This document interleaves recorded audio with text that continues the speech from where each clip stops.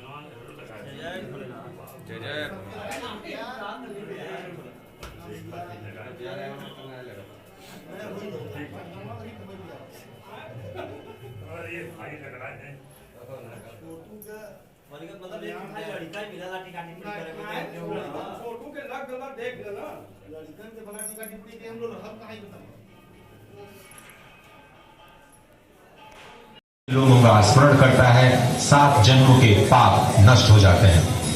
आप इस वक्त अपनी तस्वीरों पे देख रहे हैं कि 11वें ज्योतिर्लिंग का दर्शन और वहां पर संक्षिप्त है वो है मानस पूजा। और इस वक्त प्रधानमंत्री मानस पूजा ही कर रहे हैं, क्योंकि जब आपके पास कोई सामग्री नहीं होती है और कई बार ऐसी परिस्थितियां आ जाती हैं कि आप बिना सामग्री के पूजा करना चाहते हैं अपने आराध्य की, तो पूजा में जो मानस पूजा होती है उसको सर्वोत्तम पूजा कहा गया है।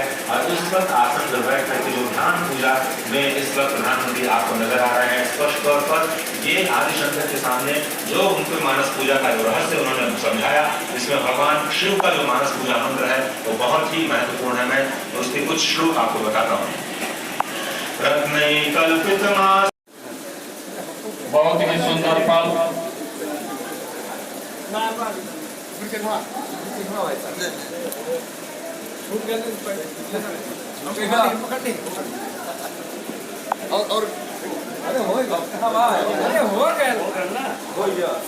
आज बाबा शिवद्वार के नगरी में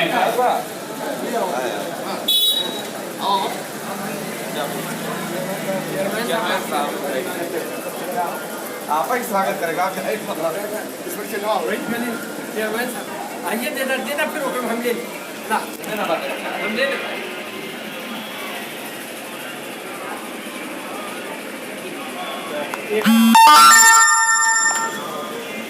भाई साहब आप आओ जी बनाया जा रहा है उसका संबंध नए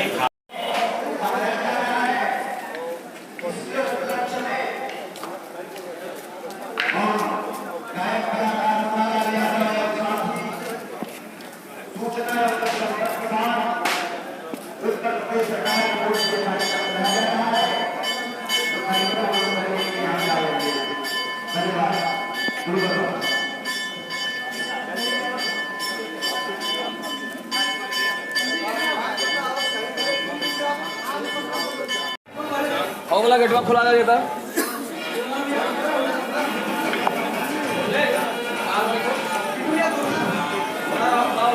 उधर से आओ ना।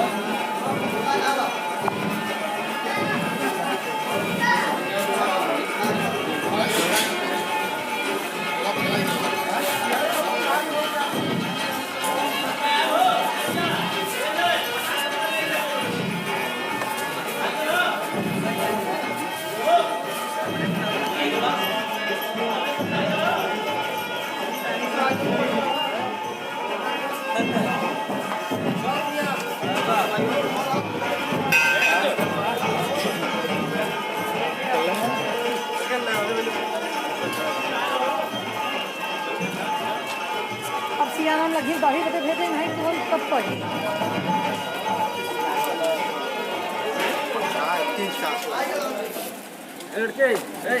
जो गाड़ी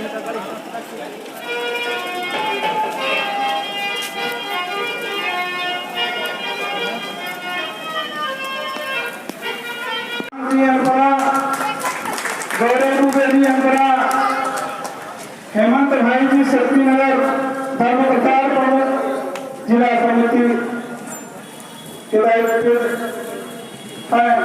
आप आए और आगर हमारे कार्यक्रम के अध्यक्ष श्री कृष्ण कुमार जी का हमारा हार्दिक स्वागत है।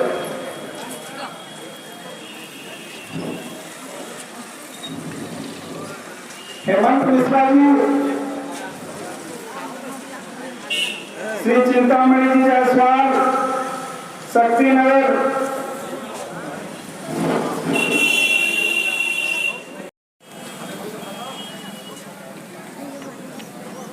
सुनील चौबे जी, मंडल अध्यक्ष भाजपा आवे, और श्री कृष्ण कुमार चाचा जी का माल्यार्पण कर स्वागत अभिनंदन करें। नगर पंचायत के अध्यक्ष श्री नागेश सिंह जी, अभिनंदन तिवारी जी, आप भी हमें, और हमारे कार्यक्रम के अध्यक्ष श्री कृष्ण कुमार जी का हमारे स्वागत अभिनंदन। नगर पंचायत अध्यक्ष श्री राजेश कुमार डब्लू जी से हम आग्रह निवेदन करते हैं कि मुख्य अतिथि जी वो श्री कृष्ण केशव दास जी महाराज को स्मृति चिन्ह भेज देकर अखिलेश्वरानंद गिरी मध्य प्रदेश शासन के पशुपालन एवं डेयरी विभाग के अंतर्गत उसके उपक्रम मध्य प्रदेश गोपालन एवं पशुधन संवर्धन बोर्ड का वर्तमान में चेयरमैन आज काशी प्रांत के घोरावल नाम के स्थान पर आयोजित हिंदू धर्म सभा में स्थानीय कार्यकर्ताओं और संगठन के द्वारा आमंत्रित किया गया हूँ। हमारा देश अतीत में भी अनेक प्रकार की चुनौतियों से घिरा रहा है और वे चुनौतियां आज भी हमारे देश में उपस्थित हैं।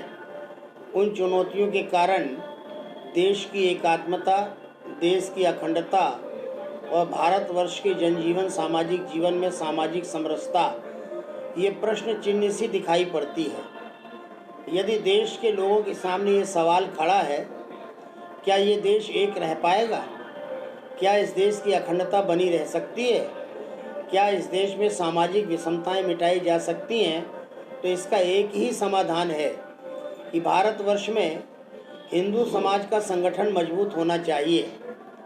भारत के उत्तर, दक्षिण, पूर्व, पश्चिम और मध्य इन अंचलों में जहाँ जहाँ भी हिंदू संतति रहती है, उसको एकात्म भाव से, संगठन के भाव से और संगठन की शैली में जुड़ करके काम करने का अभ्यास होना चाहिए।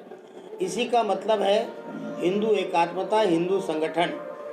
हिंदू संगठन के साथ साथ हिंदू संस्कार। अगर हम अपने नाम के आगे हिंदू लिखते हैं तो हमें हिंदू होना भी चाहिए। हमारे आचरण से हिंदुत्व झलकना चाहिए और हिंदुत्व को पुष्ट करने के लिए हिंदू संस्कारों की बड़ी महती आवश्यकता है। अतीत में हमारे पूर्वज जिस प्रकार से हिंदू संस्कृति में विश्वास रखते थे, हिंदू संस्कारों को अपने पारिवारिक जीवन में परिपक्व करते थे, उसी काम को संगठन के माध्यम से और देश में जितने साधु संत महात्मा देश के कोने कोने में विचरण कर रहे हैं, उनका सबका ये दायित्व बनता है कि वे हिंदू संस्कारों को मजबूत करें। इसलिए हमने इसका नाम दिया है हिंदू संगठन के साथ साथ हिंदू संस्कृति और इसके साथ साथ हिंदू संस्कार। हिंदू संस्कार और हिंदू संरक्षण ये बहुत समय की आवश्यकता है।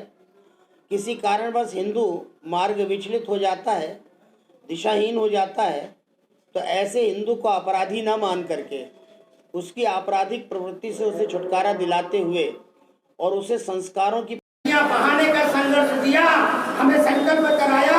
आज भी हम क्रमवेश भगवान कृष्ण के उस आदर्श को अपने परिवारों में चलाते हैं। लेकिन हम कैसे भूले नवंबर 1966 का वो काला दिवस जो गौ माता के पूजन का था। उस दिन वो भक्तों पर गोलियां चलाई गई, लाठी बरसाई गई। न जाने कितने गो भक्तों को तो केवल इतने ही मांग करने आए थे ना। ये महात्मा गांधी कहते थे भारत के संविधान में एक संशोधन हो जाए कि देश में संपूर्ण गौवंश की हत्या पर पूर्ण प्रतिबंध लगाने वाला कानून बन जाए। शब्दों की ओर ध्यान दीजिएगा पत्रकार महोदय। महात्मा गांधी के शब्द क्या थे? संपूर्ण गौवंश की हत्या पर पूर्ण प्रतिबंध लगाने वाला कानून इस देश में बनाया जाए, लेकिन नहीं बना। पंडित जवाहरलाल नेहरू से लोगों ने कहा बोले तो राज्यों का विषय बनना चाहिए, राज्यों की सूची में डाला गया। राज्यों ने कानून बनाए पर लचर पचर कानून। 8 साल तक बैल सेवा दे रहा है, 8 वर्ष का बैल पूरा हो जाए उसे काट डालो, उसका मांस बेच दो, विदेशों में निर्यात कर दो। ये नीति है तुम्हारी गोरक्षा की। अरे किसी भी कीमत में भारत में गायों का रक्त नहीं बहना चाहिए। हम कोर्ट में खड़े हुए जाते हैं। सन 2005 में अक्टूबर या नवंबर के महीने में हमको न्याय मिला और वो न्याय बहुत बड़े प्रश्नों पर है। 66 पेज उसके अनुच्छेद करके हमने जनता के बीच में बांटे और उसमें हमने हेडिंग दी। सुप्रीम कोर्ट के 8 जजों की बेंच ने कहा banned cow slaughter houses in India, Bharatvarsh में गायों के कत्लखाने बंद होने चाहिए, क्योंकि गाय को कत्ल करके उसके मांस को पैक करके उसके हड्डी और रक्त को बेच करके यदि विदेशी मुद्रा 8,000 रुपए पाना चाहते हो, 10,000 पाना चाहते हो, 25,000 पाना चाहते हो, लेकिन गाय यदि पूरी जिंदगी जीती है, गोवंश यदि पूरी आयु जीता है, तो उससे कम से कम 20 गुना ज्यादा लाभ दे करके वो संसार से जाता है। इसलिए भारत में गायों के कत्लखाने बंद होने चाहिए। इसलिए राज्यों ने, उन राज्यों ने जिन राज्यों में भारतीय जनता पार्टी की सरकार, मुझे नाम लेने में संकोच नहीं, पहले संकोच होता था जब शेषन महोदय कहते थे कि आप भारतीय जनता पार्टी का प्रचार करने आए। हम कहा शेषन महोदय, हम सत्य का प्रचार करने आए हैं, हम किसी प्रत्याशी की पहचान नहीं बताते, हम किसी पार्टी का झंडा नहीं बताते, हम उसका चुनाव चिन्ह नहीं बताते, लेकिन आज हम खुल करके कहते हैं, क्योंकि ना तो शेषन महोदय है और ना उस प्रकार का सख्त चुनाव आयोग है। चुनाव आयोग को बेशक बहुत सख्त होना चाहिए। भाषा, प्रांत, बोली, छोटी छोटी संकीर्णताओं के आधार पर चौराहे चौराहे हाथी खड़े किए गए, जबकि चौराहे चौराहे। हाय गाइस, मैं हूं परम सिंह और आप लोग देख रहे हैं न्यूज़पोर्ट.com। चीयर्स।